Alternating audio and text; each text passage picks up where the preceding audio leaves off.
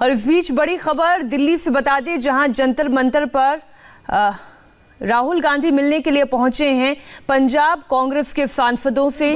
वो काफी दिनों से लगातार कृषि कानूनों का विरोध कर रहे हैं। कुछ वक्त पहले उनकी प्रियंका गांधी वाड्रा से भी मुलाकात हुई थी। उस वक्त राहुल गांधी अपने विदेश यात्रा पर थे और अब राहुल गांधी आजादी किसने दी, देश लौटने के बाद इनसे मुलाकात कर रहे हैं। आजादी अंबानी अदानी ने नहीं दी है, इस देश को आजादी किसान ने दी है, उस अपने खून से दी है। और ये मैं आज की बात नहीं कर रहा हूं। आजादी 47 में मिली, मगर आजादी को मेंटेन किसने किया है? आजादी को मेंटेन हिंदुस्तान के किसान ने किया है। क्योंकि जिस दिन इस देश की फूड सिक्योरिटी चली जाएगी, उस दिन देश की आजादी चली जाएगी। और ये वो आक्रमण हो रहा है। एक तरफ नरेंद्र मोदी जी हैं, उनके 2-3 उद्योगपति मित्र हैं, और दूसरी तरफ हिंदुस्तान है। बात यह है कि आज मीडिया उठाता नहीं है, तो हिंदुस्तान को यह बात समझ नहीं आ रही। किसान को बात समझ आ गई कि हमारी आजादी जा रही है और वो खड़ा हो गया है, मगर हिंदुस्तान को यह बात अभी नहीं समझ आ रही। हिंदुस्तान को यह बात समझ नहीं आ रही कि अगर किसान की आजादी गई, अगर किसान का हक गया, तो फिर अगला कदम मिडिल क्लास, अगला कदम वर्कर, अगला कदम आईटी प्रोफेशनल। तो मेन बात यह है कि अगर हमने इसको यहां नहीं रोका तो ये आगे बढ़ता जाएगा। राहुल जी चल जाइए, मैं बोल रहा हूं। देखिए,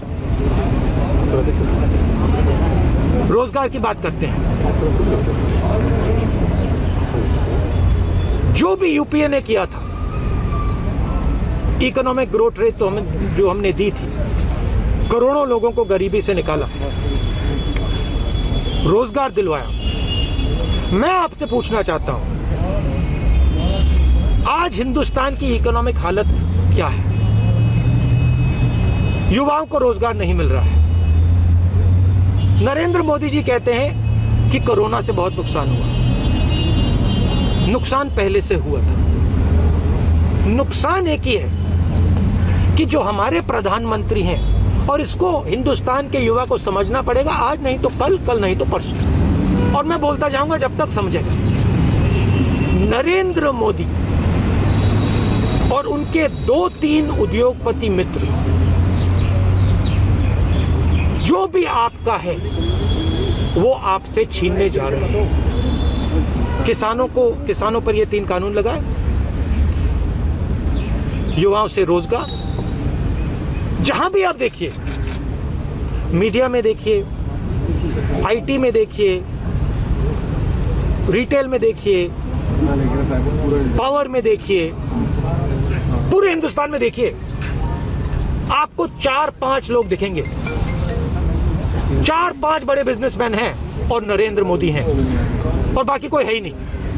ना किसान है, ना मजदूर है, ना कि बाकी बिजनेस वाले हैं। सारे एयरपोर्ट, कोर्ट, सब कुछ बस ये 5 लोग चला रहे हैं। और कौन चलाने दे रहा है? नरेंद्र मोदी। ये सच्चाई है। और नरेंद्र मोदी हिंदुस्तान को नहीं समझ रहे हैं, क्योंकि नरेंद्र मोदी सोचते हैं कि किसान को पता क्या हो रहा है अभी। और मेरे किसान भाइयों को यह समझना पड़ेगा, टाइम जाया किया जा रहा है, आपको थकाया जा रहा है, आपको थकाया जा रहा है, आपको वहां बैठाया गया है, और आप वो सोचते हैं कि किसानों में शक्ति नहीं है। वो सोचते हैं ये 10 दिन में, 15 दिन में, 20 दिन में चले जाएंगे। क्योंकि बेसिक जो रिस्पेक्ट होती है, बेसिक जो इज्जत होती है, नरेंद्र मोदी जी किसान की इज्जत नहीं करते। वो सोचते हैं कि अगर हमने इसको 10, 15, 20, 30 दिन यहाँ बैठा दिया, ये भाग जाएगा, डर जाएगा, हट जाएगा। नरेंद्र मोदी जी, हिंदुस्तान का किसान नहीं डरेगा, नहीं हटेगा, वो बैठा रहेगा। भागना आपको पड़ेगा। नरेंद्र मोदी तीनों कानून वापस लो, वापस लो, वापस लो। राहुल जी 26 जनवरी को जो परेड निकालने की बात किसान कह रहे हैं, उसको लेके बड़ा एक डिबेट खड़ा हो गया। क्या डिबेट खड़ा हुआ है भाई? उस पर आपका क्या टेक नहीं है? मतलब क्या डिबेट खड़ा है? कौन सा डिबेट हो रहा है हिंदुस्तान में? एक ही लाउड स्पीकर है, पूरा मीडिया है, नरेंद्र मोदी उसमें बोलते हैं। कौन सा डिबेट हो रहा है?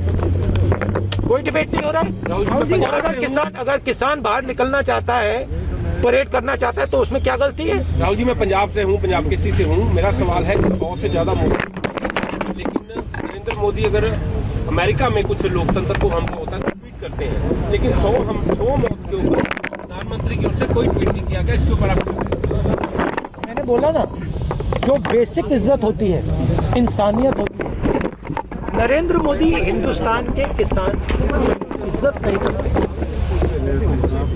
तो 1 मरे, 100 मरे, 200 मरे, नरेंद्र मोदी को कोई फर्क नहीं पड़ता। 10 लाख पंजाबी मरे थे जब देश आजाद हुआ था, तो क्या